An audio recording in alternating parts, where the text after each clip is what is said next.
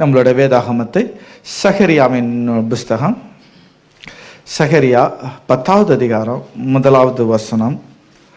சகரியா 10வது அதிகாரம் 1வது வசனம்.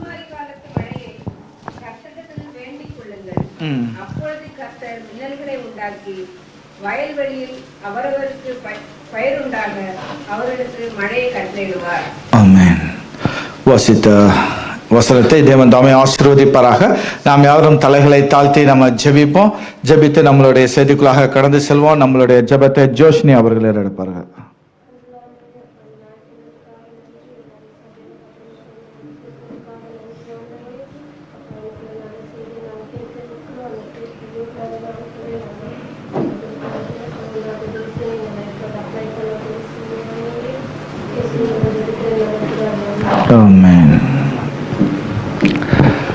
நாம் வாசித்தது போல சகரியாவின் புஸ்தகம் 10வது அதிகாரம் 1வது வசனம் மீண்டுமாக ஒரு முறை நம்ம வாசிப்போம்.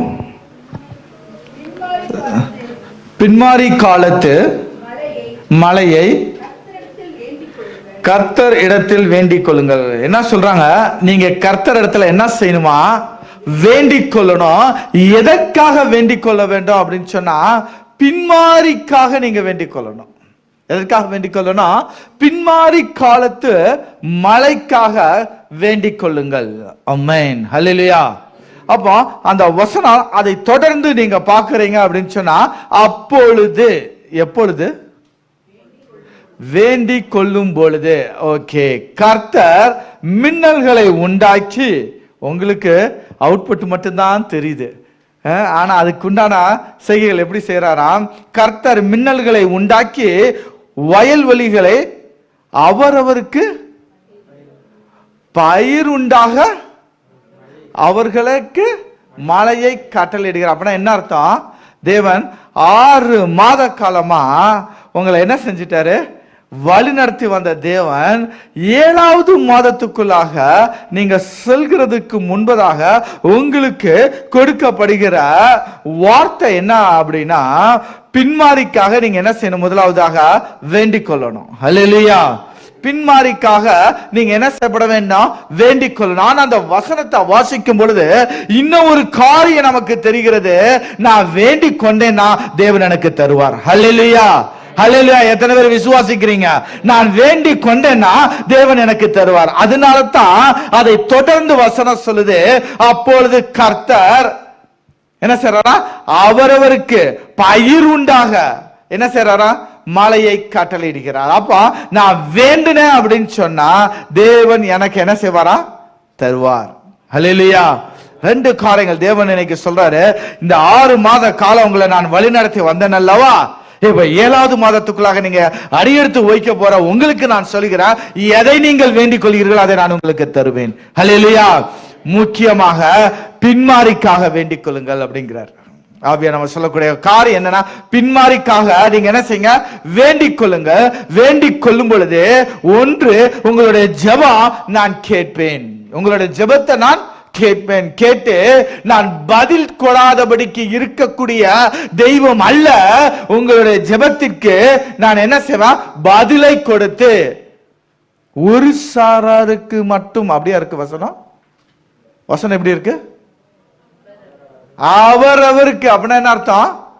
எல்லாருக்கும், ஒவ்வொருத்தருக்கும் தேவனுடைய பார்வையில 2 பேரு 3 பேரு அவரு சூஸ் பண்ணக்கூடியவர்ல எல்லாருக்கும், யார் யார் கேட்கிறாங்களோ கேட்கிற யாவருக்கும், ஹல்லேலூயா, கேட்கிற யாவருக்கும் அவர் என்ன செய்றாரா? பதில் கொடுக்கக்கூடியவராக இருக்கிறார். ஹல்லேலூயா. ஹல்லேலூயா. ஆமென். அப்போ மழைக்காக நம்ம ஜெபிக்கணும். பின்மாரி மழைக்காக நம்ம என்ன செய்யப்பட வேணாம்? ஜெபிக்கணும். இந்த மழை அப்படின்னா சும்மான் இல்லை. மழைனா சும்மான் இல்லை. ஏன் அப்படின்னா, இந்த எங்க ஜெரின் இருக்கிறாப்புல, ஜெரினுக்கு தெரியும் ரெய்னி சீசன் வந்துருச்சு அப்படின்னு சொன்னா நாங்கெல்லாம் உட்காந்து மழை வரக்கூடாதுன்னு நம்பி சொல்லிக்கிட்டு இருப்போம். ஆனா கவர்மெண்ட் அதுக்கு எல்லாத்தையும் கூப்பிட்டு ப்ரேயர் பண்ணுவாங்க. அவங்களும் ப்ரேயர் பண்ணுவாங்க. எதுக்குன்னா மழை வரணும் அப்படின்ட்டு. அப்ப நாங்க சும்மா ஜாலிக்கா சொல்றத பாப்பா, தேவன் யாருக்கு இந்த தடவை பதில் கொடுக்கிறார்? சரி, இது இங்க மட்டும் தானான்னு சொன்னா, அண்டை நாடுகளிலும் இந்த மழைக்காக என்ன செய்யறாங்க, ஆர்டிபிஷியலா என்ன செய்யறாங்க, மழை உண்டாக்குவதற்காக முயற்சிகளை எடுத்து அதனோட விளைவாகவும் கத்தாருக்கு என்ன செஞ்சது, மழை வந்தது. காற்றுனால அங்க முயற்சி எடுத்த முயற்சி இங்க பலன் கிடைத்தது. அப்போ எல்லா தேசமும் எதற்காக வாஞ்சிக்கிறது அப்படின்னா மழை. ஏன்னா மழை என்பது ஆசீர்வாதம். மழை என்பது ஆசீர்வாதம். ஒரு தேசத்துல மழை இல்லை அப்படின்னு சொன்னா அந்த தேசம் ரொம்ப வறுமையா போயிடும், அந்த தேசம் பஞ்சத்துல போயிடும். அதனால மழைங்கிறது இன்றியமையாத ஒரு ஆசீர்வாதம் மழை தேசத்துக்கு. அதனால்தான் அநேக வசனங்கள் வேதாகமத்துல சொல்லப்படுது, நான் என்ன செய்வேன், மழையை கொடுப்பேன், நீங்க மழைக்காக வேண்டிக் கொள்ளுங்கள் அப்படின்னு சொல்றாரு. சோ மழை அப்படிங்கிறது மிக மிக முக்கியமானது. ஆனா இந்த மழையை குறித்து வசனம் இன்னொரு ஆங்கிள்லயும் சொல்லுது. நம்மளோட வேதாகமத்தை ஓசியானுடைய புஸ்தகத்துக்கு திருப்புவோம். மழை அப்படின்னு சொன்னா, மழை இறங்குறது அப்படின்னு சொன்னா ஆசீர்வாதம் இறங்குறதுன்னு அர்த்தம். அதனாலதான் அவர் சொல்றாரு, மழைக்காக நீங்க ஜெபிங்க. மழை என்ன செய்யப்பட வேண்டாம், ஒவ்வொருவருடைய வாழ்க்கையில அந்த மழை என்ன செய்யப்பட வேண்டாம், வரணும். ஓசியானுடைய புஸ்தகம் 6வது அதிகாரம் 3வது வசனத்தை சத்தமாக நம்ம வாசிப்போம்.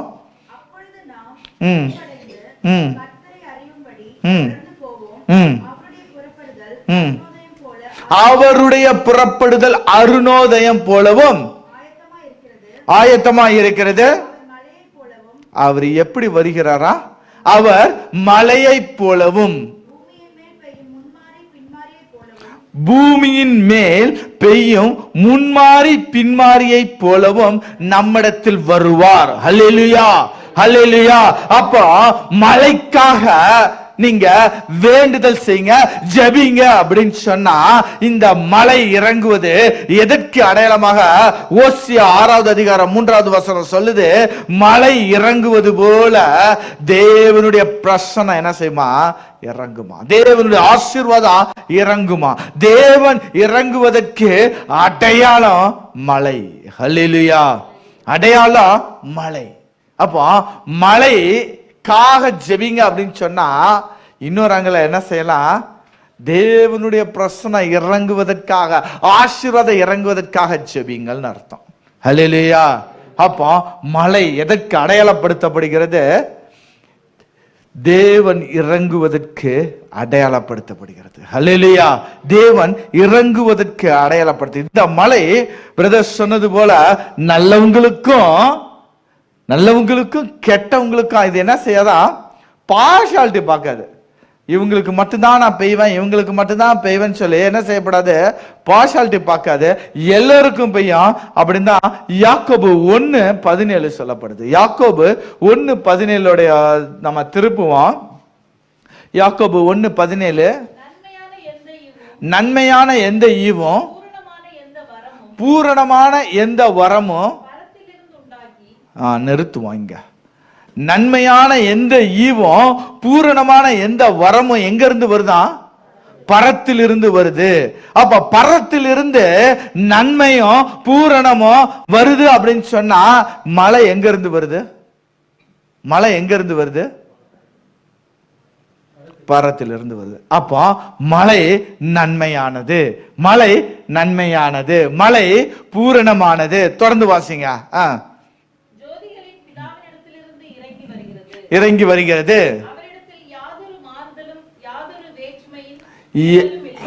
மேல இருந்து ஒண்ணு வருது அப்படின்னா அதுல என்ன இல்லையா, 2 வார்த்தை, மாறுதலும் இல்ல, வேற்றுமையும் இல்ல.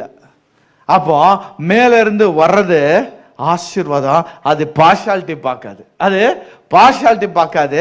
அது இவங்களுக்கு அவங்களுக்குன்னு சொல்லி ஓரவஞ்சனை செய்யாது. அது எல்லோருக்கும் பெய்யக்கூடிய ஆசீர்வாதம். ஹல்லேலூயா, ஹல்லேலூயா. அப்போ மழை என்பது எல்லாருக்கும் தேவையான ஒன்று. மழை, இந்த மழையை குறித்து வேதாகமத்துல இன்னும் நீங்க பாத்தீங்க அப்படின்னு சொன்னா மழை என்பது ஆசீர்வாதம்னு சொல்லக்கூடிய வசனங்களும் உண்டு. மழை அப்படின்னா அது எதற்கு தேவன் பயன்படுத்துகிறாரா, நியாய தீர்ப்புக்கு பயன்படுத்துகிறார். மழை. அப்போ மழை என்ன செய்யணும்? அளவாக இருக்கணும். மழை எப்படி? அளவாக இருக்கணும். அளவா இல்லை அப்படின்னு சொன்னா அந்த மழை நமக்கு என்ன செஞ்சிடும்? அழிவை கொண்டு வரும். தேவன் நியாய தீர்ப்புக்கும் மழையை உபயோகப்படுத்துகிறார், ஆசீர்வாதத்துக்கும் மழையை உபயோகப்படுத்துகிறார். ஆனா ஆசீர்வாதத்திற்கு உபயோகப்படுத்தும் பொழுது அவர் சொல்லக்கூடியது ஆசீர்வாதமான மழை, பூரணமான மழை, ஏற்ற காலத்து மழை. அல்லேலூயா.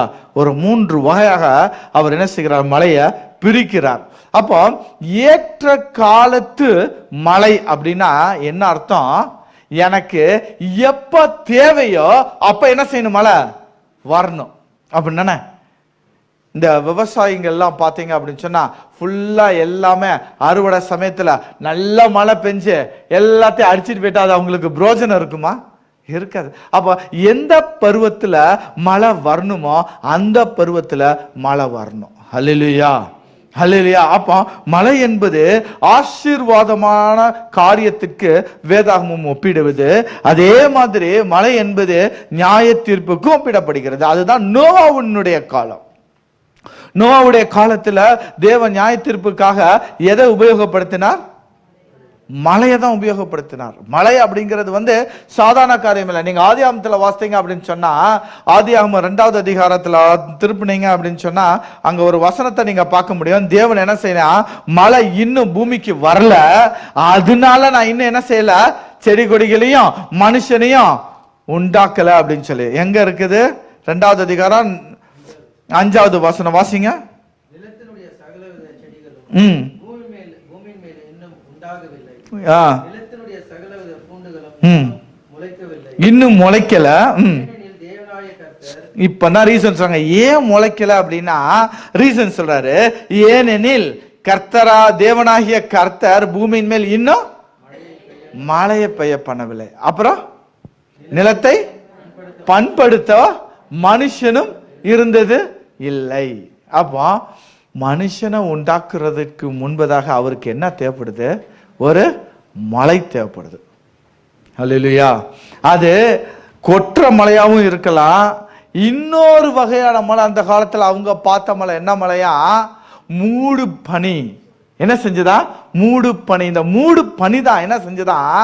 மழை மாதிரி அவங்களுக்கு இருந்ததா. அதனால்தான் நோவாவுடைய காலத்துல முத அவங்க மழை வருதுன்னு சொல்லும் போது அவங்க யாரும் நம்பல. ஏன்னா நாங்க பார்த்ததெல்லாம் இது நானே, இதை வைத்து, இந்த மூடு பனியை வைத்து நானே செடியெல்லாம் வளர்ந்தது, எல்லாம் இது பண்ணது, எங்களுக்கு தேவையான நீரும் இதுல இருந்து தானே வந்தது, இதுல எங்க 40 நாள் மழை இதெல்லாம் அழிக்கிற அளவுக்கு மழையா அப்படின்னு சொல்லி அவங்க யோசிக்காம என்ன செஞ்சுட்டாங்க? இருந்துட்டாங்க. அவங்களுக்கு ஏன்னா மழையை அவங்க பார்க்காதனால அவங்களுக்கு அந்த யோசனை அவங்களுக்கு வரல. அதான் ஓகே. அப்போ தேவன் என்ன செய்றாரா? மழைய நியாய தீர்ப்புக்காகவும் உபயோகப்படுத்துகிறார், ஆசீர்வாதத்திற்காகவும் உபயோகப்படுத்துகிறார் மழைய. இந்த மழை எப்படிப்பட்ட மழையாக நம்ம இருக்கணும் அப்படின்னா, ஏற்ற காலத்தில் பெய்கிற மழை.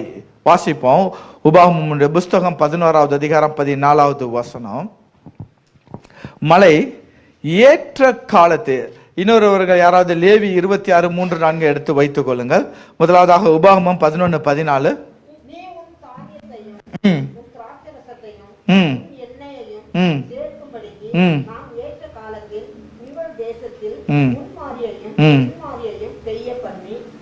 போதும். அப்போ இங்க இந்த மலைய முன்மாறி பின்மாறியா நான் உனக்கு கொடுப்பேன் அப்படின்னு சொல்றாலும் எதற்கு கொடுப்பேன்னு சொல்றாரு? எதற்கு கொடுப்பேன்னு சொல்றாரு? வாசிங்க எல்லாரும். நீங்க சேர்க்கும்படியாக தானியத்தையும் திராட்சரசத்தையும் எண்ணெயும் சேர்க்கும்படியாக ஏற்ற காலத்தில் நான் என்ன செய்வேன்? உங்களோட தேசத்துல முன்மாரியும் பின்மாரியும் பெய்ய பண்ணுவேன். அப்படின்னா என்ன அர்த்தம்? தேவன் சொல்றாரு, நான் மழை கொடுக்கல அப்படின்னு சொன்னா, சரியான நேரத்துல மழை கொடுக்கலன்னா உனக்கு தானியமும் இல்ல, திராட்சரசமும் இல்ல, எண்ணெயும் இல்லை, எண்ணெயும் இல்லை. இந்த ஒரு காரியமும் உனக்கு என்ன செய்யாது? இருக்காது. நீ அதெல்லாம் பண்படுத்தி பதப்படுத்தி சேர்த்து வைத்து உன்னுடைய பொருளாதாரம் உயர வேண்டும் அப்படின்னு சொன்னா, நான் ஏற்ற காலத்துல முன்மாரியின் காலத்துல முன்மாரிய கொடுக்கணும், பின்மாரியின் காலத்துல நான் பின்மாரிய கொடுக்கணும்னு சொல்றாரு. அல்லேலூயா. அப்போ ஏற்ற காலத்தில் பெய்யக்கூடிய மழை தான் நமக்கு என்ன மழை? ஆசீர்வாதமான மழை. அல்லேலூயா. அதனாலதான் சங்கீதத்துல நீங்க அழகா ஒரு வசனம் வாசித்திருப்பீங்க, தன் காலத்தில் தன் கனியை கொடுத்து, தன் காலத்தில் தன் கனி. அப்போ கனி கொடுக்கணும். எப்ப கொடுக்கணும்? என்னுடைய காலத்திலேயே கொடுக்கணும். நான் கஷ்டப்பட்டு நட்டு வைக்கிறேன், ஆனா என்னுடைய காலம் முடிஞ்சு என் பையன் காலம் முடிஞ்சு அதுக்கப்புறம் அது புரோஜனம் இருக்குமா? அதோடைய புரோஜனம் கொஞ்சம் கம்மியா தான் இருக்கும். விதைக்கிறவன் விதைத்து அவன் அறுவடைய பார்த்தாதான் அவனுக்கு என்ன செய்யுது? சந்தோஷம். அப்போ தன் காலத்தில் தன் கனியை ஒருவன் கொடுக்கணும் அப்படின்னா மழை எப்படி பெய்யணுமா? ஏற்ற காலத்துல மழை பெய்யணும். அல்லேலூயா. ஏற்ற காலத்துல மழை பெஞ்சாதான் அந்த மழையை அனுபவிக்கிறவன் தான் யாரா? ஆசீர்வதிக்கப்பட்டவன். ஆசீர்வதிக்க. ஏன்னா அப்பதான் செழிப்பு அவன் பார்க்க முடியும். வாசிங்க லேவியாவுடைய புஸ்தகம் 26:3-4. தேவன் சொல்றாரு, அருமையான ஒரு வசனம், பொறுமையா நிறுத்தி வாசிப்போம்.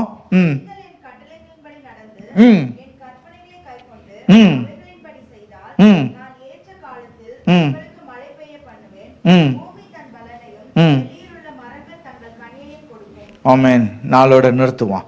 இங்க என்ன சொல்லப்படுது? ஏற்ற காலத்தில் உங்களுக்கு நான் மழையை பெய்ய பண்ணுவேன், பூமி தன் பலனையும் மரங்கள் தங்கள் கனிகளையும். அப்போ கனி நீங்க பார்க்கணும் அப்படின்னு சொன்னா, பலனை பார்க்கணும்னு சொன்னா, ஏற்ற காலத்துல என்ன செய்யப்பட வேண்டும்? மழை வர வேண்டும். அல்லேலூயா. ஏற்ற காலத்துல என்ன செய்யப்பட வேண்டும்? மழை வரணும். இப்படி மழை வரணும் அப்படின்னா நீங்க என்ன செய்யப்படணும்? மழைக்காக ஜெபிக்கணும். மழைக்காக ஜெபிக்கணும். இங்க நம்ம மழை மழை மழைன்னு சொல்றதெல்லாம் என்னது? தேவனுடைய ஆசீர்வாதம். ஆமென். தேவனுடைய ஆசீர்வாதம். சகரேனோட புஸ்தகத்துல சகரே எதை குறித்து எழுதுறாருன்னா, இஸ்ரவேல் ஜனங்களை ரீஸ்டோர் பண்றதுக்காக அவர் சொல்லக்கூடிய வார்த்தைகளை தான் இன்னைக்கு நம்ம தியானிச்சுக்கிட்டு இருக்கிறோம். அப்போ மழை என்ன செய்யப்படுதா? அவர் ஆசீர்வாதம். அது ஏற்ற காலத்துல நமக்கு ஆசீர்வாதத்தை கொடுக்கும். இதோட 5வது வசனத்துல வாசித்தீங்கன்னா, இந்த ஆசீர்வாதம் எப்படிப்பட்ட ஆசீர்வாதமா இருக்குன்னா, கண்டினியூஸ் பிளெஸிங்கா இருக்கும். வாசிங்க 5வது வசனம். திராட்சை பழம் பறிக்கும் காலம் வரைக்கும் போதும். நிறுத்துவோம். இங்க ஒரு சைடு திராட்சை பழத்தை பறிச்சுக்கிட்டு இருந்தாங்கன்னா, இன்னொரு சைடு என்ன செஞ்சிட்டு இருப்பாங்களா? போர் அடிச்சுட்டு இருப்பாங்களா? போர் அடிப்பதுன்னா என்னன்னு தெரியுமா? தெரியும் தானே எல்லாத்துக்கும்? ஓகே. அப்போ போர் அடிச்சுக்கிட்டு இங்க இருக்கிற போது இங்க என்ன செய்வாங்களா? பறிச்சுக்கிட்டு இருப்பாங்களா? அடுத்தது லைன் வாசிங்க. விதைப்பு காலம் வரைக்கும் இப்ப இங்க என்ன செஞ்சிருப்பாங்க? திராட்சை பழத்தை பறிச்சுக்கிட்டு இருப்பாங்க. அப்படின்னா என்ன அர்த்தம்? தொடர்ந்து என்ன செய்யறாரு தேவன்? இடைவிடாமல் தொடர்ந்து ஆசீர்வாதத்தை என்ன செய்யற? நானே கொடுத்து கொண்டே இருப்பேன். நீனு அறுக்கும் போதும் நீ விதைக்கும் போதும் நீ திராட்சை பழத்தை என்ன செஞ்சுட்டு இருப்ப? பறித்து கொண்டே இருப்ப. அப்படின்னா என்ன அர்த்தம்?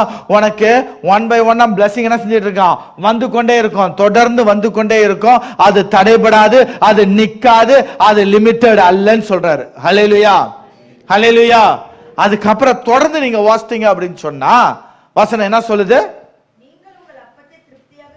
திருப்தியாக சாப்பிட்டு சுகமா இருப்பீங்க. ஹல்லேலூயா. அப்போ மழை வந்துச்சுன்னா தான் உங்களுக்கு இந்த மழை தேவனுடைய ஆசீர்வாதம் உங்க இடத்துல இறங்குச்சு. ஏற்ற நேரத்துல அந்த ஆசீர்வாதம் உங்களுக்கு இறங்குச்சு அப்படின்னு சொன்னீங்கன்னா, நீங்க உங்களுக்கு ஆசீர்வாதம் எப்படி இருக்குமா? எப்படி இருக்குமா? தொடர்ந்து கொண்டே இருக்கும். ஆசீர்வாதம் தொடர்ந்து கொண்டே இருக்கும். ஒன்ஸ் ஒரு முறை தேவன் உங்களை ஆசீர்வதிக்கும்படியாக கரத்தை நீட்டிட்டா அந்த ஆசீர்வாதம் தடைபடாது. அது தொடர்ந்து அந்த ஆசீர்வாதம் வரும். நீங்க அதனால திருப்தி அடைவீர்கள். அதனால நீங்க என்ன செய்வீங்க? திருப்தி அடைவீர்கள். ஹல்லேலூயா. ஆசீர்வாதத்தை பெற்றிருக்கீங்களா? நீங்க எல்லாம் பார்க்க ஆசீர்வாதத்தை பெற்ற மாதிரியே தெரியல. ஹல்லேலூயா. ஹல்லேலூயா.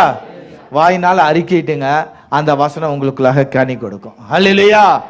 அப்போ தேவனுடைய ஆசீர்வாதத்தை நீங்க பெற்றீங்க அப்படின்னு சொன்னா நீங்க எப்படி இருப்பீங்களா? ஒன்று, தொடர்ந்து ஆசீர்வாதம் உங்களுக்கு வந்து கொண்டே இருக்கும், அது தடைபடாது. 2, நீங்க சுகமாய் இருப்பீங்க. 3, என்ன சொல்றாரு? 3, நீங்க திருப்தி அடைவீர்கள். ஹல்லேலூயா. உங்ககிட்டே கேட்டு பாருங்க, நீங்க திருப்தி அடைஞ்சிருக்கீங்களான்ட்டு. மாசம் 1ஆம் தேதி ஆனா சம்பளம் வரும்போது ஒரு தடவை நீங்க என்ன செய்வீங்க? இன்னும் கூட ஒரு ஹையர் பொசிஷன், இன்னும் ஒரு ஹையர் சேலரி வந்தா நல்லா இருக்குன்னு தான் நினைச்சிருப்போம். அப்படின்னா யாரும் திருப்தி எதுலையுமே அடையிறது இல்ல. யாராவது திருப்தி எனக்கு போதும்னு சொல்லி நினைக்கிறீங்களா? அப்போ தேவன் சொல்றாரு, நீங்க திருப்தி அடைகிற அளவுக்கு நான் என்ன செய்வேன்? ஆசீர்வாதத்தை கொடுப்பேன்கிறாரு. ஹல்லேலூயா, ஹல்லேலூயா. எத்தனை பேத்துக்கு இந்த ஆசீர்வாதம் வேணும்? ஹல்லேலூயா. கரங்களை தட்டுவோமா? தேவனுடைய சமூகத்துல கேட்போமா? கர்த்தாவே, இன்னைக்கு நாங்க ஜெபிக்கிறோம், நேர் எங்களுக்கு ஒரு மலையை தாங்கப்பான்னு சொல்லி கேட்போமா? ஹல்லேலூயா. ஆனா நம்ம வாசித்த அந்த முன்பதாக வாசித்தமே உபாகம் 11:14 தேவன் சொல்றாரு, அங்க 2 மலையை குறித்து சொல்றாரு. ஒன்று முன்மாதிரி, இன்னொன்னு பின்மாறி. மாறினா மலைன்னு அர்த்தம். முன்மாறி பின்மாறி 2 வகையான என்ன செய்யற? 2 வகையான மலையை குறித்து சொல்றாரு. நார்மலா நம்ம முன்மாறி பின்மாறி அப்படின்னா எதை குறித்து சொல்லுவோம்? வாயை திறக்கணும். நீங்கெல்லாம் வாயை திறக்கிறதுக்காக தான் இங்க இருக்கிறேன் நான். முன்மாறி பின்மாறினா எதை சொல்லுவான்? அபிஷேகத்தை சொல்லுவான். அபிஷேகத்தையும் குறிக்கலாம். முன்மாறி பின்மாறி நம்ம என்ன செய்வோம்? பின்மாரியின் அபிஷேகம், பின்மாரியின் ஊற்றப்படுதல். அப்போ முன்மாறி அப்படின்னு சொன்னா நம்ம என்ன செய்வோம்? முன்மாறி எப்போ ஊற்றப்பட்டது? ஆதி அப்போஸ்தலர் 2வது அதிகாரத்துல என்ன செய்யப்பட்ட பெந்தேகோஸ்தே நாளில அவங்க மத்தியில ஆவியானவர் எப்படி ஊற்றப்பட்டாரோ அதே போல பின்மாரியின் காலத்துல என் மேல ஊற்றுங்க அப்படின்னு சொல்லி நம்ம என்ன செய்யறோம்? பின்மாரிய வாஞ்சிக்கிறோம். ஹல்லேலூயா. அபிஷேகம். ஆனா இங்க முன்மாரிய குறித்து இப்ப நம்ம ஒரு சில காரியங்களை பார்த்து கொண்டு பின்மாரிக்கு போகலாம். முன்மாரி அப்படின்னா என்ன அர்த்தம்? விதைக்கிறவங்க கிட்ட தான் கேட்கணும். முன்மாரின்னா என்ன அர்த்தம்? பருவமழை எதுக்கு? விதைக்கிறதுக்கு. சரி, முன்மாரிக்கும் பின்மாரிக்கும் என்ன டிஃபரன்ஸ்? அறுவடைக்கு முன்னாடி ஒரு மழை பெய்யுது, அது என்ன மழை? பின்மாரின் மழை. ஓகே. முன்மாரிக்கும் பின்மாரிக்கும் ரொம்ப கன்ஃபியூஷன் ஆகிக்க வேண்டாம். நீங்க எல்லாம் சொல்றத பார்த்தா எனக்கும் கொஞ்சம் கஷ்டமா தான் தெரியுது, கேள்வி கேட்கறது தப்போ அப்படின்ட்டு. முன்மாரி பின்மாரிக்கு சிம்பிளா ஒரு சின்ன டெஃபினிஷனை, நீங்க விதைக்கிறதுக்கு முன்னாடி பெய்யக்கூடிய மழை முன்மாரி, அறுவடைக்கு முன்னாடி பெய்யக்கூடிய மழை பின்மாரி. ஹல்லேலூயா. வேதாமத்தின்படி முன்மாரிக்கு பின்மாரிக்கு சிம்பிளான டெஃபினிஷன் என்னன்னா, முன்மாரி அப்படின்னா நீங்க வேர் விடுவீங்க. ஹல்லேலூயா. முன்மாரி பெஞ்சதுன்னா, முன்மாரி பெஞ்சு நிலத்தை பண்படுத்தின பிறகு நீங்க விதைக்கக்கூடிய விதை என்ன செய்யுமா? வேர் விட்டு துளிர்க்க செய்யும். அது முன்மாரி. ஹல்லேலூயா. அது முன்மாரி. அப்போ பின்மாரி அப்படின்னா என்னவா? கனி கொடுக்கும். பின்மாரி என்ன செய்யுமா? அந்த மழை பெஞ்சதுக்கு அதுக்கு நிறைய விளக்கங்கள் சொல்லுவாங்க. நல்லா வளர்றதுக்காகவும் நல்ல பால் வைக்கிறதுக்காகவும் கனி கொடுக்கிறதுக்காகவும் அந்த பின்மாரி. இன்னொரு ஒரு விளக்கம் சொல்லுவாங்க, அடிக்கிற காத்துல இது என்ன செஞ்சிடக்கூடாது, பயிரெல்லாம் பயிரக்கூடாதுன்ட்டு ஒரு அந்த மழை வந்து கொஞ்சம் அவங்க அந்த செடிக்கு ஒரு வெயிட்டை கொடுத்து அப்படியே அங்கேயே இருக்கிறதுக்குன்னு சொல்லுவாங்க. ஓகே, நமக்கு அந்த விளக்கங்களை விடுவோம். முன்மாரி அப்படின்னா வேறு ஊன்றுவதற்கு, பின்மாரி என்பது கனி கொடுப்பதற்கு. ஹல்லேலூயா. இப்போ தேவன் சொல்றாரு, நீ முன்மாரியை பெற்றுக்கொண்டையா பெற்றுக்கொள்ளலையா? அவர் சொல்றாரு, நீ முன்மாரி நான் உனக்கு தருவேன், பின்மாரியும் நான் தருவேன்னு சொல்றாரு. முன்மாரியும் பின்மாரியும் அதன் காலத்துல நான் உனக்கு கரெக்டா கொடுத்துருவேன் அப்படின்ட்டாரு. இப்போ முன்மாரியை எத்தனை பேர் பெற்றீங்க? முன்மாரியை எத்தனை பேர் பெற்றீங்க?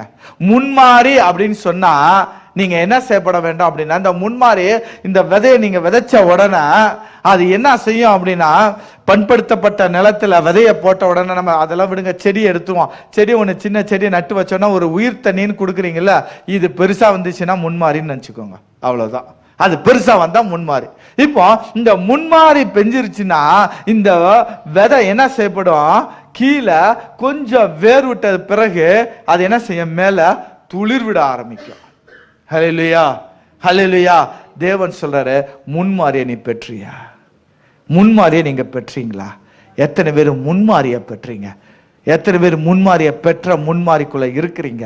தேவன் சொல்றாரு, நீ என்ன செய்யப்பட வேணாம், வேர் விடணும். நீ துளிர் விடணும். வேர் விட்டு நீ துளிர்க்கணும். துளிர்த்தா தான் முன்மாறிய நீ பெற்றன்னு அர்த்தம். நீ வேர் விடல, துளிர்க்கல அப்படின்னு சொன்னா இன்னும் நீ முன்மாறிய பெறல.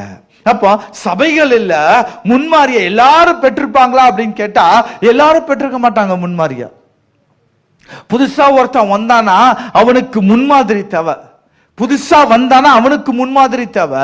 முன்மாறிய பெற்றவங்களுக்கு பின்மாறி தேவை.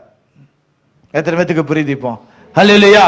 அப்போ தேவன் சொல்றாரு, உங்களுடைய நிலைமைக்கு தகுந்தபடி ஏற்ற காலத்துல நான் முன்மாதிரியும் கொடுப்பேன், பின்மாரியும் கொடுப்பேன்கிறாரு. ஹல்லேலூயா. அப்போ முன்மாரியை நீங்க என்ன செய்யணும், பெற்றுக்கொள்ளணும். அப்போ முன்மாறி அப்படின்னு சொன்னா என்ன செய்யப்படணும், என் வாழ்க்கை கிறிஸ்துவுக்குள்ளாக வேறு உண்டணும். முதலாவதாக என் வாழ்க்கை கிறிஸ்துவுக்குள்ளாக வேறுட. தேவன் சொல்றாரு, இன்றைக்கு நீங்க உங்களிடத்துல நிறைய காரியங்கள் எப்படி வித நிலத்துல புதைந்து கிடக்கிறதோ அது போல உங்களிடத்துல நிறைய காரியங்கள் புதைந்து கிடக்குது. இதெல்லாம் என்னால செய்ய முடியல, எப்படி செய்ய முடியும் அப்படின்னு யோசித்து கொண்டு இருக்கிறீங்க. ஆனா தேவன் சொல்லுகிறாரு, உங்களிடத்துல இருக்கக்கூடிய அந்த ஹிடன் டேலண்ட இப்ப நான் என்ன செய்ய போறேன், வெளியில துளிர் விட செய்ய போறேன்கிறாரு. ஹல்லேலூயா, ஹல்லேலூயா. நான் என்ன செய்ய போறேன், உங்களோட ஹிடன் டேலண்ட வெளியில கொண்டு வர போறேன். வெளியில கொண்டு வர போறேன். எதற்கு? எனக்காக, நீங்க கனி கொடுப்பதற்காக. ஹல்லேலூயா. அப்போ நிறைய முறை நம்ம யோசிச்சிருப்போம், இதெல்லாம் எப்படி சாத்தியமா அப்படின்னு நினைச்சிருப்போம். ஆனா தேவன் சொல்றாரு, இந்த விதை உள்ளாடி இருக்கிற வரைக்கும் அது செத்து போச்சா இல்ல வருமானங்கிறது தெரியாது. ஆனா ஒரு அடையாளத்தை கொடுக்கிறா, எப்ப அது துளிர் விட ஆரம்பிக்குதோ அப்போ கீழே வேர் அதுக்கு ஸ்ட்ராங் ஆயிருச்சுன்னு சொல்றாரு. ஹல்லேலூயா. எப்போ நீங்க கிறிஸ்துவுக்குள்ளாக வேரூன்றி நிற்கிறீங்களோ அப்பந்தான் நீங்க துளிர் விட முடியும். எப்போ நீங்க துளிர் விட ஆரம்பிச்சிட்டீங்களோ அப்பமே அது ஒரு அடையாளம், நீங்க வேர் ஊன்றிட்டீங்கன்னு அடையாளம். ஹல்லேலூயா, ஹல்லேலூயா. நம்ம பிரித்து எடுக்கப்படுதல் அப்படிங்கிற ஒரு செய்தியில பார்த்தோம். தேவன் என்ன சொல்றாரு, நீ வேர் விடணும்பா. நீ என்ன செய்யப்பட வேண்டாம், வேர் விடணும். வேர் விடணும்னா நீ என்ன செய்யப்பட வேண்டாம், ஒரே இடத்துல நீ இருக்கணும். ஒரே இடத்துல இருக்கணும். நீ என்ன செய்யப்படக்கூடாது, இங்க இருந்து எடுத்து அங்க வச்சு, அங்க இருந்து எடுத்து இங்க வச்சு, இங்க இருந்து எடுத்து இங்க வச்சா வேர் விடாது, வேர் விடாது. அப்போ நீ வேர் விட வேண்டும் அப்படின்னு சொன்னா, நீ துளிர் விட வேண்டும் அப்படின்னு சொன்னா, நீ அடுத்தடுத்த ஸ்டேஜுக்கு கடந்து போன்னு சொன்னா, முதலாவதாக நீ கிறிஸ்துவுக்குள்ளாக ஆழமா வேர் உண்டணும். ஹல்லேலூயா. அதனால்தான் நம்ம வாசிக்கிறோம், யாக்கோபு வேர் பற்றி. நீ என்ன செய்யப்பட வேண்டாம், வேர் பற்றணும். நீ வேர் பற்றல அப்படின்னு சொன்னா நீ என்ன செய்ய முடியாது, கனி கொடுக்க முடியாது. முன்மாரியின் அனுபவம் உனக்குள்ளாக இல்ல அப்படின்னு சொன்னா பின்மாரியின் அனுபவம், கனி கொடுக்கக்கூடிய அனுபவம் உனக்குள்ளாக வராது, வராது. அப்போ முன்மாரியின் அனுபவத்துக்குள்ளாக ஒருத்தர் என்ன செய்யப்பட வேண்டாம், பூரணப்படணும், வேறு உண்டு நிலைத்து இருக்கணும்னு சொல்றாரு. தேவன் சொல்றாரு, ஆவியானவர் சொல்லக்கூடிய ஒரு காரியம் என்னன்னா, அநேக காரியத்தின் மேல என்ன செஞ்சிருக்கிறீங்க, உங்களோட வாழ்க்கையில் அநேக காரியம் இன்னுமே புதைந்தே கிடக்கு, இன்னுமே உயிர் இல்லாம செத்தே கிடக்கு. அநேக உங்களோட வாழ்க்கையில அநேக பகுதிகள் என்ன செய்யப்பட்டிருக்கு, புதைக்கப்பட்டே இருக்கு, இன்னும் துளிர் விடாம இருக்கு. ஹல்லேலூயா, ஹல்லேலூயா. தேவன் சொல்றாரு, இன்றைக்கு உங்களோட வாழ்க்கையில எதெல்லாம் துளிர் விடாம இருக்குதோ அந்தந்த பகுதியில் தேவன் துளிர் விட செய்ய போகிறார். ஹல்லேலூயா, ஹல்லேலூயா. 6 மாதமாச்சு, இன்னும் என்னோட வாழ்க்கையில இந்த காரியத்துல நான் துளிர் விடாம அப்படியே முடங்கி கிடக்கிறேன் நீங்க சொன்னீங்கன்னா, ஆவியானவர் சொல்லக்கூடிய காரியம் என்ன, நீ அடுத்த 6 மாத காலம் நீ துளிர் விட்டு கனி கொடுக்க போகிறாய். ஹல்லேலூயா, ஹல்லேலூயா. எந்த காரியத்தின் மேல எனக்கு ஜெயம் இல்ல, என்னால வெளிவர முடியல, என்னால அதை விட்டு மீண்டு வர முடியல நினைக்கிறீங்களோ, தேவன் சொல்கிறாரு, நான் வெளியில கொண்டு வர போறேன், மீட்டு எடுக்க போறேன், உனக்கு ஒரு விடுதலையை கொடுக்க போறேன்னு சொல்றாரு. ஹல்லேலூயா, முன்மாரியின் அனுபவம் சபைக்கு தேவை. முன்மாரியின் அனுபவம் சபைக்கு தேவை. ஆனா இங்க நம்ம வாசித்த வசனத்துல பாத்தீங்க அப்படின்னு சொன்னா, அவர் முன்மாரிக்காக நீங்க ஜெபிங்கன்னு சொல்லல. எதற்காக ஜெபிக்க சொன்னாரு? பின்மாரிக்காக. டைரக்டாவே சொல்லிட்டாரு, நீ என்ன செய்ய? பின்மாரிக்காக ஜெபி. ஏன்? நீ முன்மாரிக்காக ஜெபித்து மறுபடியும் நீ என்ன செஞ்ச? விழுந்து விழுந்து போகாத. நீ டைரக்டா பின்மாரிக்கு ஜெபி. பின்மாரிக்கு ஜெபித்தேன்னா பின்மாரிய அனுபவம் வர்றதுக்கு முன்னாடி நீ என்ன செய்யப்பட வேண்டாம்? வளரணும். ஏன்னா பின்மாரி கனி கொடுக்கக்கூடிய அனுபவம். பின்மாரியின் அனுபவத்துக்குள்ளாக நீ வரணும்னா நீ என்ன செய்யப்பட வேணும்? வளரணும். நீ வளரணும் அப்படின்னு சொன்னா நீ என்ன செய்யப்பட வேணும்? முன்மாரியின் அனுபவத்தை பெறணும். அதனால தேவன் சொல்றாரு, நீ டைரக்டா இப்ப என்ன செய்யப்படுற? பின்மாரிக்கே கேளு. டைரக்டா பின்மாரிக்கே கேளு.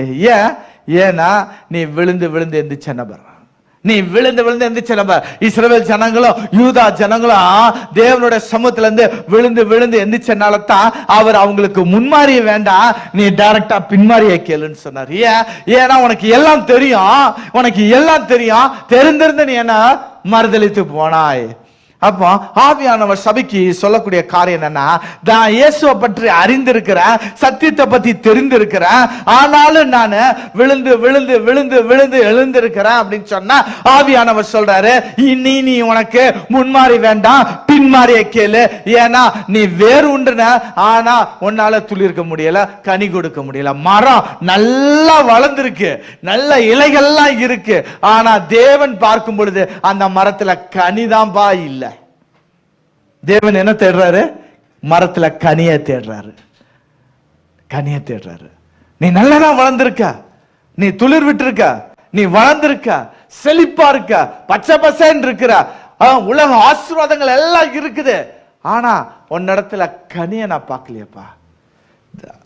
யாரோட வாழ்க்கையில கனி இல்லையோ ஆவியானவர் சொல்லுகிறாரு, நீங்க ஜெபிங்க. எதற்காக ஜெபிக்கிறீங்க? பின்மாரிக்காக ஜெபிங்க.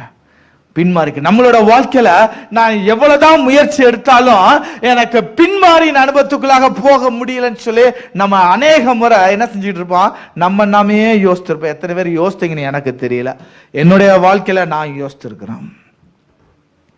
ஒரு சில நேரங்கள்ல பின்மாரியின் அனுபவத்துக்காக வாஞ்சிப்போம், பின்மாரின் அனுபவத்துக்காக வாஞ்சி கொடுப்போம். என்னோட வாழ்க்கையில கனி கொடுக்கிறோம், கிறிஸ்துவுக்காக நான் கனி கொடுக்கிறோன்னு நம்ம வாசிப்போம், வாஞ்சிப்போம். ஆனா அதுக்குண்டான பாத்திரமா நம்ம நடந்திருக்க மாட்டோம், அதுக்குண்டான பாத்திரமா நடந்திருக்க மாட்டோம். அதனால நம்ம கனி கொடுக்க முடியல. ஆனா இன்னைக்கு வேதம் சொல்லுது, ஆவியானவர் சொல்லுகிறாரு, என்னென்ன காரியத்தினால நீ கனி கொடுக்க முடியலங்கிற ஒரு 3-4 காரியத்தை வேதம் சொல்லி தருது. எதனால உன்னால கனி கொடுக்க முடியல, பின்மாரியின் அனுபவத்தை முழுமையா நான் அடைய முடியல அப்படின்னு சொல்லி எந்தெந்த காரியத்துல நீங்க தடுமாற்றமா இருந்திருக்கிறீங்கிறத வேதாகமம் தெளிவுபடுத்துது உங்களுக்கு. அந்தந்த காரியத்தை விட்டு நீங்க என்ன செய்யப்பட வேண்டாம்? வெளியில வந்தா பின்மாரியின் அனுபவத்தை பெறுவோம். நான் முன்மாரியின் அனுபவத்தை பெற்றவன் தான், நான் முன்மாரியின் அனுபவத்தை பெற்றவன் தான், நான் செழிப்பா வளர்ந்தவன் தான். ஆனா தேவனே வந்து என் அண்டை நிக்கிற அளவுக்கு அந்த மரம் என்ன செஞ்சதான்? செழிப்பா இருந்ததா. ஆனா அவரு அதுல கனியை மட்டும் பார்க்கல. அழகான ஒரு பாடல் நம்ம பாடி இருப்போம், கனியற்று இருப்பதை கண்டு சபித்தார். என்ன செஞ்சாரா? ஆசீர்வதிக்கல, சபிச்சிட்டார். ஏன்னா தேவன் எதிர்பார்க்கக்கூடிய கனி அந்த மரத்துல இல்ல. ஏன்னா முன்மாரியின் அனுபவத்தை பெற்றிருக்குது, ஆனா பின்மாரியின் அனுபவம் பெறல. இன்றைக்கு சபையில நிறைய பேர் நம்ம எல்லாம் என்ன செஞ்சிருக்கோம்? முன்மாரியின் அனுபவத்தை பெற்றிருக்கோம், ஆனா பின்மாரியின் அனுபவத்தை தான் நம்ம பெறாம போயிட்டோம். ஏன் பின்மாரியின் அனுபவத்தை நான் பெற முடியல அப்படின்னு சொன்னா ஒரு சில வசனங்கள் சொல்லப்படுது. அந்த வசனங்கள் நம்ம எடுத்து வாசித்து நம்ம பார்ப்போம். எரேமியாவினுடைய புஸ்தகம் 3வது அதிகாரம் 3வது வசனம். ஏன் பின்மாரியின் அனுபவத்தை நான் பெறல? மழையை நான் கொடுக்காமலும் பின்மாரி இல்லாமலும் உனக்கோ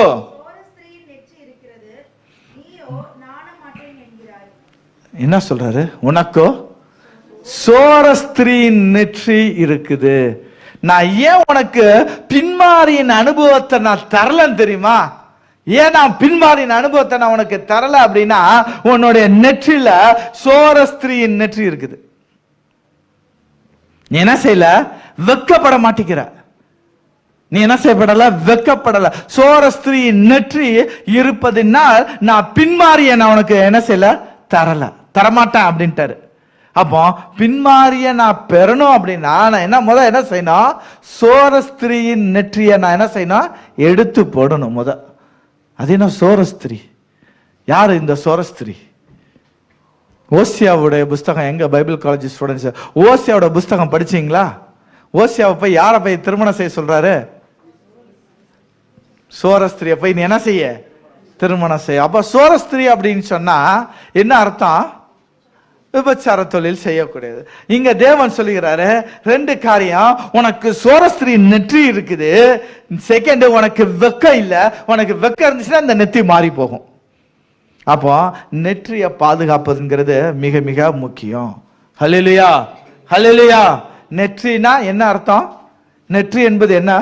தீர்க்க தரிசன ஆதாரத்தின்படி நெற்றி என்பது மனது. நெற்றி என்பது மனது. அப்ப தேவன் சொல்றாரு, நீனு உன்னோட நெற்றி சோரஸ்திரி நெற்றியா இருக்கிறது அப்படின்னா உன் மனசுல நீ எப்படிப்பட்டவனா இருக்கிற? தீட்டுள்ளவனா இருக்கிறன்னு சொல்றாரு. உன் மனசுல நான் இல்லைன்னு சொல்றாரு. உன் மனசுல நான் இல்லைன்னு சொல்றாரு. ஏன்னா நீ எப்படிப்பட்டவளா இருக்கிற? ஏசாயா 4:1 அடிக்கடி நம்ம வாசிக்கிறோமே. எப்படிப்பட்டவளா இருக்கிற? ஒரே ஸ்திரீ 7 புருஷனை பிடித்துக்கொண்டு என்ன சொன்னாங்க? நாங்க எங்க சொந்த இஷ்டத்துக்கு உடுப்போம், உண்போம், எல்லாம் செய்வோம். ஆனா எங்களுக்கு பேர் மாத்திரம் நாங்க கிறிஸ்தவர்கள், பெந்தேகோஸ்தர்கள் அப்படின்னு சொல்லக்கூடிய பேர் மாத்திரம் இருந்தா போதும் அப்படின்னு சொல்லக்கூடியவர்கள் தான் தேவன் அவங்கள பார்த்து தான் சொல்றாரு விபச்சார சந்ததின்ட்டார். ஹல்லேலூயா. அப்போ யாருக்கு பின்மாறி வராது அப்படின்னா, யாரு பின்மாறின் அனுபவத்தை பெற மாட்டாங்க அப்படின்னா, யாரெல்லாம் சோரஸ்திரி நெற்றியை உடையவர்களோ அவங்க என்ன செய்ய மாட்டாங்க? பின்மாறின் அனுபவத்தை பெற மாட்டாங்க. ஆனா இன்னொரு ஆங்கிள் சொல்லணும்னா, பின்மாறியின் அனுபவத்தை பெற்றவங்க நாணம் அடைவார்கள். ஐயோ, நான் இந்த தப்பை பண்ணிட்டேனே, தேவனே என்ன மன்னியுங்க. ஆனா நான் என்னதான் தப்பு பண்ணாலும் அதை கண்டுக்காம இருக்கிறது பாத்தீங்களா? பரிசுத்த ஆவியானவருக்கு விரோதமான பாவம் சொல்ற பாத்தீங்களா? ஆவியானவர் பாவத்தை குறித்து, நீதியை குறித்து, நியாய தீர்ப்பை குறித்து கண்டித்து உணர்த்தும் பொழுது அதற்கு நான் செவி கொடுக்காமல், அதை நான் கண்டுக்காம நான் இருப்பதுதான் சோரஸ்திரியின் நெற்றி. அதுதான் நாணம் இல்லாதவள். ஹல்லேலூயா சொல்றாரு. நீ நெத்திய பார்க்கலன்னா கோலியாத்த வீழ்ந்தது போல விழுந்துருவன்னு சொல்றாரு. ஹல்லேலூயா, ஹல்லேலூயா. நீ என்ன செய்யப்பட வேண்டாம்? உன்னோட நெற்றியை நீ பாதுகாக்கணும். உன்னோட நெற்றியை நீ பாதுகாக்கலன்னா கோலியாத் விழுந்தது போல நீ என்ன செஞ்சிருவ? விழுந்துருவ. அப்ப நீ விழக்கூடாதுன்னு சொன்னா உன்னோட நெற்றி எப்படிப்பட்ட நெற்றியா இருக்க வேண்டும் அப்படின்னு சொல்லி வேதம் சொல்லுகிறதுனா, உங்களோட வேதாகமத்தை திருப்பிக் கொள்ளுங்கள். உங்களோட வேதாகமத்தை யாத்ராமுடைய புஸ்தகம் 28வது அதிகாரம் 36வது வசனம். இந்த வசனத்தை தெளிவா நம்ம வாசிப்போம். இது யாருக்கு சொல்லப்படுகிற வசனம் அப்படின்னா, ஒரு ஆசாரியனுக்கு சொல்லப்படுகிற வசனம். வாசிங்க. கர்த்தருக்கு பரிசுத்தம் என்று அதில முத்திரை வெட்டாக வெட்டி. இது எங்க எழுதுறாங்க அப்படின்னு சொன்னா, ஆசாரியனுடைய நெற்றில எழுதுறாங்க. ஆசாரியன் இருக்காங்கல்ல, ஆசாரியனுடைய நெற்றில எழுதப்பட்டது. அப்போ நான் எப்படிப்பட்டவனா இருக்கணுமா? கர்த்தருக்கு பரிசுத்தம் அப்படின்னு சொல்லக்கூடிய காரியம் தான் என்னோட நெற்றில இருக்கணும், என்னோட மனதில் இருக்கணும். அதை விட்டு சோரஸ்திரியுடைய நெற்றி இருக்குமானால் பின்மாரின் அனுபவத்தை நீங்க பெற முடியாது. அப்ப பின்மாரின் அனுபவத்தை இன்னைக்கு நீங்க பெறணும்னு வாஞ்சிக்கிற நீங்க எதை விட்டு வெளியே வரணும்? அதுதான் வெளிப்படுத்தல் சொல்லுது 18:4. அவளை விட்டு வெளியே வா, அவளை விட்டு வெளியே வா. என்ன செய்யப்படணும்? சோரஸ்திரை விட்டு நீ வெளியே வா. விபச்சார சந்ததின்னு சொல்றாரு, வல்லடிக்கப்பட்ட கல்லறைன்னு சொல்றாரு, வயிறே உங்கள் தெய்வம்னு சொல்றாரு. இது மாதிரியா காரியத்தோட நீங்க அதை விட்டு வெளியில வாங்க. உங்களுடைய மனம் தேவனை மட்டுமே சார்ந்திருக்குமானால் பின்மாரின் அனுபவத்தை பெறுவீங்க. ஹல்லேலூயா. அடுத்தபடியாக சகரியனுடைய புஸ்தகம் 14வது அதிகாரம் 17வது வசனத்தை நாம் சத்தமாக வாசிப்போம். சகரியா 14:17. அப்பொழுது பூமியின் வம்சங்களில் சேனைகளின் கர்த்தராகிய ராஜாவை தொழுதுகொள்ள எருசலேமுக்கு வராதவர்கள் எவர்களோ அவர்கள் மேல் மழை வருகிறது. ஹல்லேலூயா. என்ன சொல்றாரு? என்ன புரிஞ்சுக்கிட்டீங்க?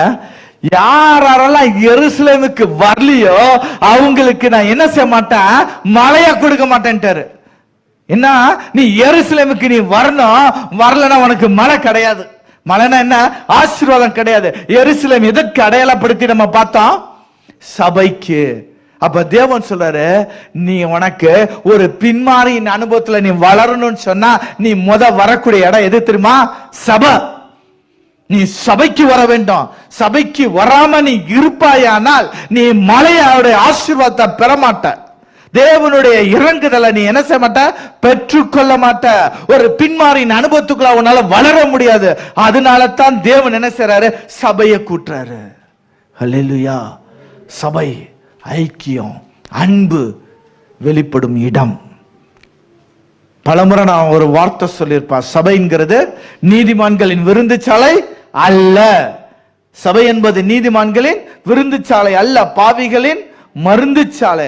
அப்ப ஒரு பாவிய நீங்க மட்டும் வருவதல்ல, ஒரு பாவியை அழைத்து அவனுக்கு ரணவைத்தியராக நீங்க என்ன செய்யப்பட வேண்டாம், செயல்பட்டு அவனையும் நீங்க கிறிஸ்துவுக்குள்ளாக சபைக்குள்ளாக வேரூன்ற செய்வீர்களானால் நீங்க எந்த அனுபவத்துக்குள்ள போவீங்க?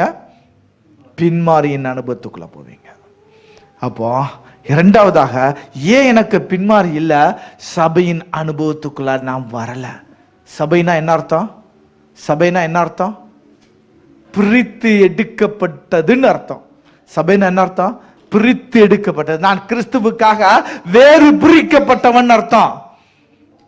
நான் சபை அப்படின்னு சொன்னா வேறு பிரிக்கப்பட்டவன் அர்த்தம். நான் என்ன செய்யல, கேனதான பிறர் மாதிரி அல்ல, நான் கிறிஸ்துவுக்காக வேறு பிரிக்கப்பட்டவன், நான் வேறு. அதனால்தான் காலிப நேரத்தில் சொல்லும்போது வேறு ஆவியை உடையவன் சொன்னாங்க. ஐயா, பிரித்த எல்லாரும் மாதிரி அவன் இல்ல, ஒரு வித்தியாசமானவனா இருந்தான். நீ ஆசாரியனா இருப்பாயானால், நீ சபையின் அனுபவத்துக்குள்ள இருப்பாயானால் நீ எப்படிப்பட்டவனாக இருக்கணும்னா வேறு பிரிக்கப்பட்டவனாகவும் வித்தியாசம் உள்ளவனாக நீ காண்பிக்க வேண்டும் இந்த உலகத்திற்கு. அதுதான் உன்னுடைய சாட்சியான வாழ்க்கை. அதான் தானியேல் காட்டினாரு. எல்லாரும் செய்யறது போல நான் செஞ்சா சரியா இருக்காது. நான் தேவனுடையவன், வேறு பிரிக்கப்பட்டவன். வித்தியாசம் இருக்கணும். உணவுல வித்தியாசம், உடையில வித்தியாசம், நடக்கையில வித்தியாசம், எல்லாத்திலும் ஒரு வித்தியாசத்தை காட்டணும். இல்ல அப்படின்னா பின்மாரின் அனுபவத்துக்குள்ளாக நம்ம பெற முடியாது. ஹல்லேலூயா. இன்னொரு வசனங்களை வாசிப்போம். எரேமியாவுடைய புஸ்தகம் 5வது அதிகாரம் 24-25. எரேமியாவுடைய புஸ்தகம் 5வது அதிகாரம் 24-25.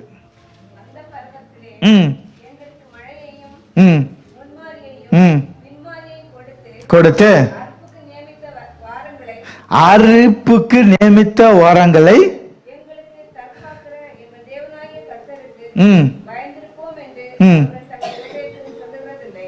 என்னவா அடுத்ததா தேவன் சொல்றாரு, அவங்களோட இருதயத்துல தேவ பயம் என்ன செய்யல இல்லைங்கிறாரு. அவங்க இருதயத்துல தேவ பயம் இல்ல, அதனால நான் என்ன செய்யப்படல, பின்மாரின் அனுபவத்தை நான் கொடுக்கல. அவர் சொல்றாரு, எல்லாம் முன்மாரி கொடுத்து பின்மாரிய கொடுத்து அறுப்புக்கு நியமித்த வாரம், இந்த வாரத்துல அறுப்புன்னு சொல்லி எல்லாம் அவங்களுக்கு நான் செஞ்சாலும் அவங்களோட இருதயத்துல என்ன இல்லையா, தேவ பயம் இல்ல, அதனால நான் எல்லாத்தையும் எடுக்கிறேன் கொடுக்கலங்கிறாரு. அப்போ மூன்றாவதாக ஒரு பின்மாரின் அனுபவத்துக்குள்ள நம்ம போகணும் அப்படின்னு சொன்னா நமக்குள்ளாடி என்ன இருக்குன்னா தேவ பயம் இருக்கணும். நமக்குள்ள பயம் இருக்கணும். தேவனை குறித்ததான பயம் இல்ல அப்படின்னு சொன்னா நம்ம பாவத்துக்குள்ளே என்ன செஞ்சுட்டு இருப்போம். அதனாலதான் அவர் சொல்றாரு, கர்த்தருக்கு பயப்படுதலே ஞானத்தின் ஆரம்பம். ஞானம்னா என்ன? கர்த்தருக்கு பயப்படுதல். இந்த ஞானத்தை தாங்க சாலமன் ராஜா கேட்டாரு. இந்த ஞானத்தை தான் கேட்டார் சாலமன் ராஜா. அவர் நம்ம போன வாரம் பார்த்தா எல்லா ராஜாக்களும் கேட்கக்கூடிய 3 காரியங்களை அவர் கேட்கல. அதுக்கு பதிலா அவர் கேட்ட ஒரே காரியம், உம்முடைய ஜனங்களை நியாயந்திருக்க எனக்கு ஞானத்தை தாங்க. கர்த்தருக்கு பயந்து உம்முடைய ஜனங்களை நான் விசாரிப்பதற்கு எனக்கு ஞானத்தை தாங்கன்னு கேட்டாரு. என்னத்தை கேட்டாரு? நான் சும்மா அவங்கள விசாரிக்க கூடாது, உமக்கு பயந்து நான் அவர்களை விசாரிக்கணும். அதுதான் ஞானம். கர்த்தருக்கு பயப்படுதலே ஞானம். ரெண்டு இடத்துல வருது. ஒண்ணு ஞானத்தின் ஆரம்பம், இன்னொன்னு அதுதான் ஞானம். அப்போ தேவன் சொல்றாரு, நீ இந்த ஞானத்தை நீ கேட்டீனா, நீ கேட்டதையும் கேட்காத ஐஸ்வர்யத்தை நான் உனக்கு தந்தேன்னு சொல்லி சாலமன் ராஜாக்கு என்ன செஞ்சாரு? அப்படி ஆசீர்வதித்தாரு. இன்னைக்கு நம்மள அநேக நபர்களை ஏன் பின்மாரியின் அனுபவத்தை பெறலனா, தேவனை குறித்ததான பயம் நம்ம இடத்துல என்ன செய்யல இல்ல. அந்த பயம் இருக்குமானால் பின்மாரியின் அனுபவத்தை நம்ம பெறுவோம். ஹல்லேலூயா. நேரம் இல்லாதனால இன்னொரு வசனத்தை வாசிப்போம். உபாகமம் 28வது அதிகாரம் 23, 24 வசனங்களை நம்ம வாசிப்போம். உபாகமம் 28, 23, 24. கரெக்ட் தான். இந்த இடத்துல சொல்றாரு, உபாகமம் 28வது அதிகாரம்னாவே ஆசீர்வாதமான அதிகாரம் சொல்லுவோம் அப்படின்னானே. முதல் ஃபர்ஸ்ட் ஆஃப் என்ன செய்யப்பட்டிருக்கோம்? ஆசீர்வாதம். செகண்ட் ஆஃப் சாபத்தை குறித்து சொல்லப்பட்டிருக்கோம். அப்படி சொல்லக்கூடிய ஒரு வசனம் தான் இந்த வசனம். உனக்கு தலைக்கு மேல எப்படி இருக்குமா? வெண்கலம் போல இருக்குமா. வானம் எப்படி இருக்குமா? வெண்கலம் போல இருக்குமா. பூமி இரும்ப போல இருக்குமா. என்ன சொல்ல வராரு? ஏப்பா, உனக்கு ஒரு பலனும் மேல இருந்து வராது, கீழே இருந்து வராது, நீ உனக்கு மழையும் வராது, பலனும் கிடையாதுங்கிறாரு. அடுத்த வசனம் வாசிங்க. இப்ப சொல்றாரு, உனக்கு நான் மழையை தரல, மழையை தர மாட்டேன், ஆனா உனக்கு இன்னொன்னு தரேன். என்ன தரேன்? உன்னுடைய தேசத்து மழையா. கரெக்ட் தான், வாசிங்க. புழுதியும் மண்ணுமாக பெய்ய பண்ணுவார், நீ அழிய மட்டும். தேவனுடைய சமூகத்துல கதறணுங்க நம்ம. தேவன் சொல்ல, நான் மழையை தராதபடிக்கு புழுதி மண்ணை நான் என்ன செய்வேன்? தருவேன். எது வரைக்கும்? நீ அழிந்து தீரு மட்டும் நான் தருவேன்கிறாரு. என்ன அர்த்தம்? தேவன் சொல்றாரு, நீனு உனக்கு நான் என்ன செய்ய மாட்டேன்? வானத்துல இருந்து நான் மழையை தர மாட்டேன், வானத்தை வெண்கலம் போல உறுதியா அடைச்சிருவேன்ங்கிறாரு. பூமி உனக்கு பலன் கொடுக்கும் நினைக்கிறியா? பூமி உனக்கு பலன் கொடுக்காதுங்கிறாரு. பூமி இரும்ப போல இருக்கும், அதுல பலன் கொடுக்காது, ஒண்ணு அதுல விளையாது. கீழையும் உனக்கு விளைச்சல் இல்ல, மேலையும் உனக்கு ஆசீர்வாதம் இல்ல. ஆனாலும் நான் உனக்கு ஒண்ணு செய்யறேன், உனக்கு புழுதி காத்த கொடுத்து நீ அழிந்து தீரு மட்டும் நான் என்ன செய்வேன்? உன்ன அழிப்பேன். அப்ப தேவன் மழையை தரமாட்டேன்னு சொல்லக்கூடிய ஒரு காரணம் என்ன? என்ன காரணம்? வாசிங்க. அப்போ 28வது அதிகாரம் 1, 2. 28வது அதிகாரம் 1, 2.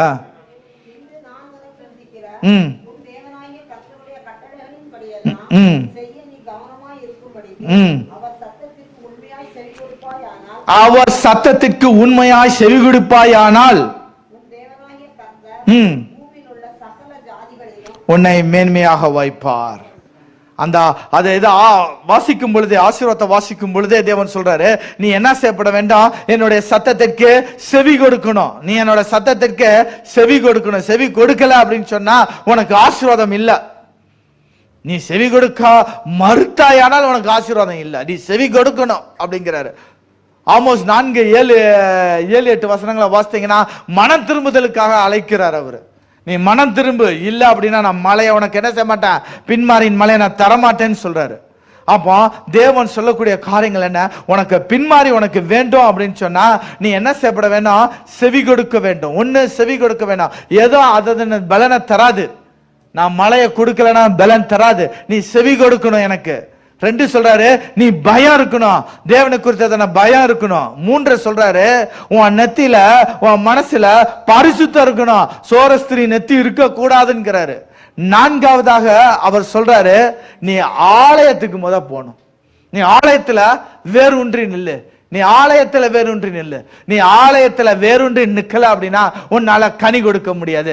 கனி என்பது 2வதாக நம்ம பார்த்த பின்மாரியின் அனுபவம். ஹல்லேலூயா. அப்போ நான் தேவனுக்காக பின்மாரியை நான் பெறுவேன் ஆனால் என்னோட வாழ்க்கை ஆசீர்வாதமா இருக்கும். நாம் யாவரும் எழுந்து நிற்போம். சகரியாவினுடைய புஸ்தகம் 10வது அதிகாரம் 1வது வசனத்தை நாம் யாவரும் சேர்ந்து வாசித்து ஜெபிக்க போறோம். சகரியா 10:1 எல்லாரும் சேர்ந்து வாசிப்போம். பின்மாரி காலத்து மழையை கர்த்தரிடத்தில் வேண்டிக் கொள்ளுங்கள், அப்பொழுது கர்த்தர் மின்னலை உண்டாக்கி வயல்வெளியில் அவருக்கு பயிருண்டாக அவர்களுக்கு மழையை கட்டளையிடுவார். அப்போ தேவனுடைய சமூகத்துல நீங்க வேண்டணும், பின்மாரிக்காக வேண்டணும். எப்ப நீங்க பின்மாரிக்காக வேண்டுனீங்களோ அப்போ தேவன் ஒரு ஆசீர்வாதத்தை கொடுக்கிறார். எப்படிப்பட்ட ஆசீர்வாதத்தை கொடுக்கிறார்? வேதாகமத்தை நின்றபடியே வேதாகமத்தை எசேக்கியேலுடைய புஸ்தகம் எசேக்கியா 34, 26, 26, 27, 28 நம்ம வாசிப்போம். அப்படியே தொடர்ந்து எசேக்கியேல் 34, 26 சேர்ந்து வாசிப்போம். நான் அவர்களையும் என் மேட்டின் சுற்றுப்புறங்களையும், சத்தமா வாசிங்க, நீங்க வாசிக்கணும்னு தான் நான் சொல்றேன், வாசிங்க.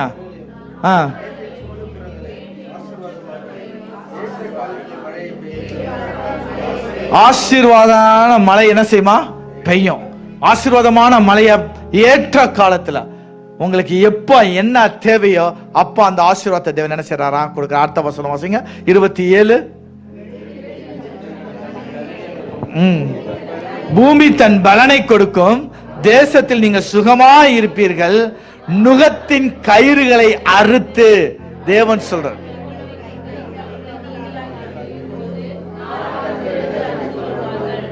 என்ன சொல்றாரு? நான் உனக்கு ஆசீர்வாதம் மழையை நான் கொடுக்கும் பொழுது உன்னுடைய நுகம் என்ன செய்யப்படும்? முறிக்கப்படும். எதன் மேல நீங்க அடிமைப்பட்டிருந்தீங்களோ எல்லாம் என்ன செய்யப்படும்? முறிக்கப்படும். அடுத்த வசனம் வாசிங்க, 28.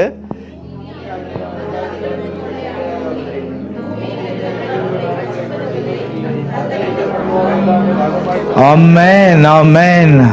அவர் சொல்றாரு ஆசீர்வாதமான மழை 26ல சொல்லிட்டாரு, ஆசீர்வாதமான மழைய ஏற்ற காலத்துல நான் கொடுத்தேன்னு சொன்னா நீங்க சுகமா இருப்பீங்க. எப்படி இருப்பீங்க?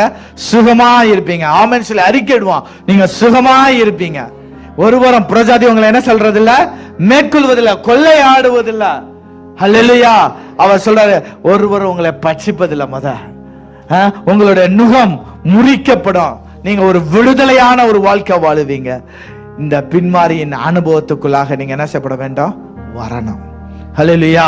பின்மாரியின் அனுபவத்தை நீங்க பெற்றீங்கன்னு சொன்னா, ஆசீர்வாதமான மழையை நீங்க பெற்றீங்கன்னு சொன்னா உங்களோட வாழ்க்கை ஆசீர்வாதமாக இருக்கும்.